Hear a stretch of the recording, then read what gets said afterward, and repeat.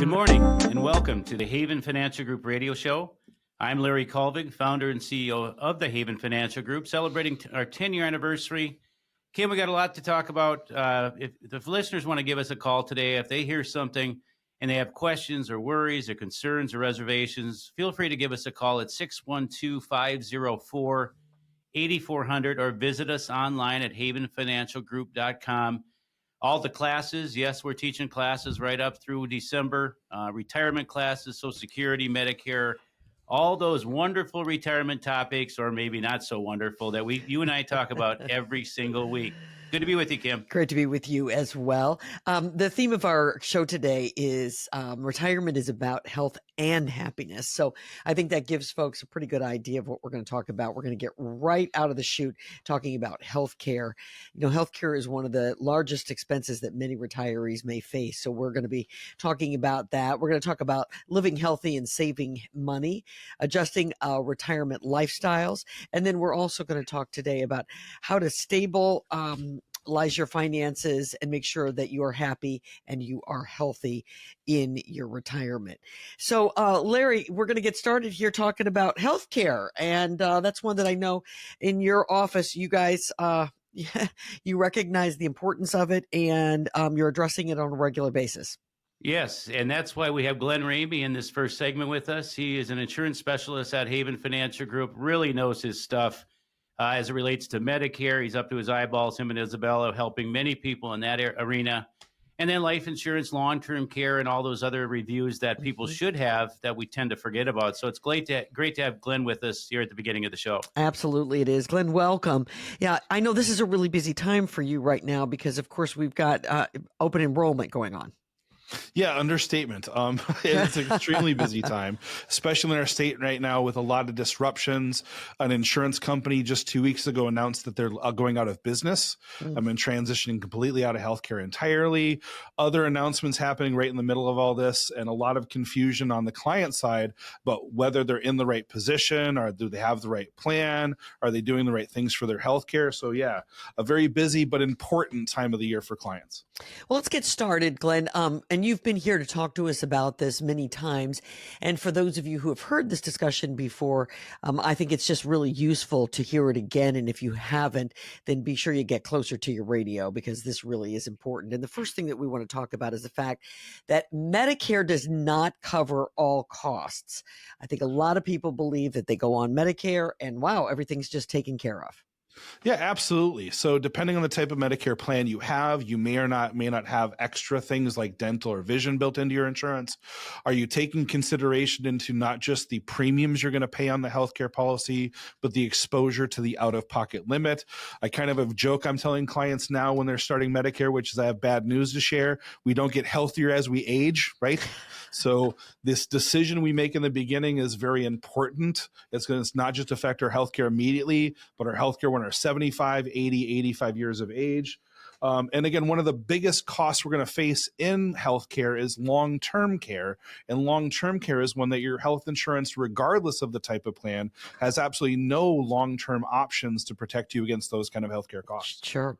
Well, I think a lot of people are surprised by some of the things that you've just discussed, the idea that dental is not covered, no vision, no hearing. So let's talk a little bit more about how some of those might be covered. First off, out-of-pocket expenses. I mean, those could be some of them, but there could be ways to get those covered, correct? Correct. So there can be out-of-pocket limits on a health insurance policy, and you can get cancer and heart attack policies. You can do critical illness policies. You can get hospital indemnity policies to help in moments that might happen to you to try to cover those potential costs.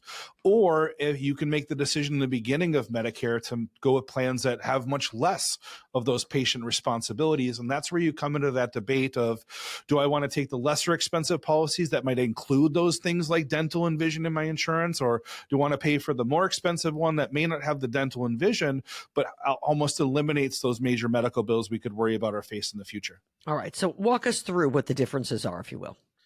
Yeah, so you have Medicare Advantage plans, plans that you assign your Medicare over to an insurance company to manage on Medicare's behalf. Then you're using the benefits you purchase under those policies. And many of those policies are going to have things like a component of dental or vision or hearing aid insurance included with it.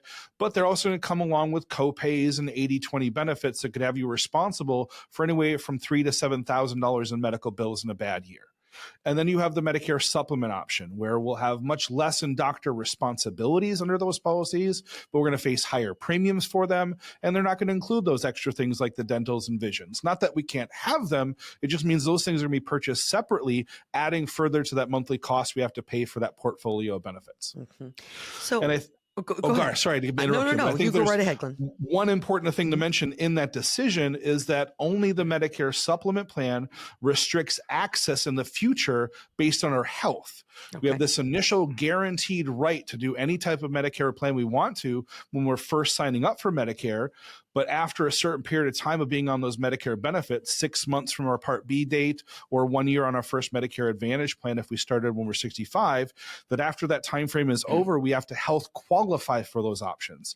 So it's not like I can take the plan that's cheaper and gives you those extras while I'm healthy, and then as soon as I have this bad health diagnosis, move over to the more expensive policy that covers those medical bills, because at that time, that's the exact reason you're probably going to get rejected on their health questionnaire.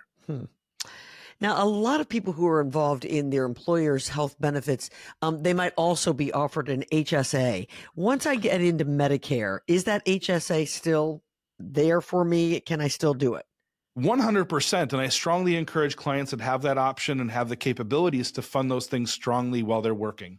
HSAs have 3 tax benefits to them. The money goes in tax-free, the money grows tax-free, and the money comes out tax-free to us. And once we join Medicare and on those Medicare plans, we don't have HSA options anymore. So there's not the ability to fund those accounts past those working years. So it's really important to take that opportunity while we have access to it to better position ourselves to help pay our Medicare premiums tax-free on certain Medicare plans, to pay our medical bills tax-free under those policies, and to even cover some other costs like maybe long-term care premiums in our health in our retirement years. So that's a really important point. So if you're listening to us, maybe you're not in retirement years yet, maybe getting close, and you've questioned whether you were going to stay in that HSA and it's still available to you, stay in it. You just heard Glenn say that. Glenn Ramey, our guest, he is an insurance expert there at Haven Financial. Let's talk about long-term care. This is, when we say healthcare is one of the most expensive, a lot of people believe long-term care would be the most expensive health, payment that you might have to make. Yeah, and it's one of those things that our health insurance doesn't help pay for, right?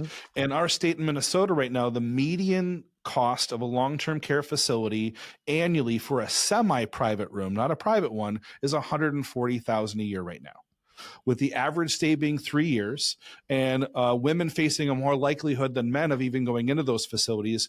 But it's very close to 3 years for either of those genders in that circumstance. So we're talking today over a $360,000, almost $380,000 cost for a 3-year period. And that's not even incorporating inflation for what that cost might be 10, 15, 20 years from now, because you're not going to hopefully be entering those facilities right when you're retiring. Right, absolutely. So is there, it used to be that you'd say, I need to get an insurance policy, and it would just be so ridiculously priced that you couldn't even get the insurance policy, much less go into some kind of long-term care facility. What kind of options do we have now? So not only do we have the traditional long-term care insurance, which does provide some protection against Medicaid spend downs that might occur, but you also have life insurance and long-term care hybrids that can provide more consistent premiums and a death benefit return if we don't need the insurance. And also for really good savers, there's also some opportunities in asset-based long-term care planning that doesn't require the purchase of a policy that requires a premium, but the leveraging of an asset position to be there and even be more for us in the case of long-term care needs. Glenn, it sounds like to me, when it comes to healthcare in retirement, this is something that you absolutely want to plan well ahead and get all your ducks in a row so that there's no surprises and you don't get to retirement and go, "Whoa, I don't have these funds."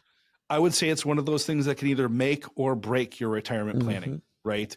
If we're married and have spouses, we not to consider what happens to us if those events occur. We have to think of how are we going to position our spouses if we're the person that needs that care, and we drain the majority of our resources trying to cover that cost, leaving our surviving spouse with a much worse financial situation due to that lack of planning. Right. All right. So, folks, do you have a health care plan? Maybe you don't even have a retirement plan quite yet. If not, why don't you give the folks at Haven Financial Group a call? If we've heard anything here that has sparked, questions in your mind, they can certainly answer them. 612-504-8400 is the number. 612-504-8400. Give them a call. Tell them you heard us here on the radio. You'd like to set up an appointment. It is free. Go in and talk with the experts there at Haven Financial Group. Tell them what it is you are wondering, thinking about, what you're hoping to achieve when it comes to retirement. Again, it's 612-504-8400. Glenn, are you staying with us, or was that the end of our party with you? Well, Kim, I have to say he actually has to go back and meet with a client who took a time out for the radio show. So he has to work, is what you're saying, Larry. Yes, back to work, Glenn. Well, a pleasure being with you guys, regardless. Great to be with you, Glenn. Thanks so much. We'll take a break, everybody. You're listening to the Haven Financial Group Radio Show.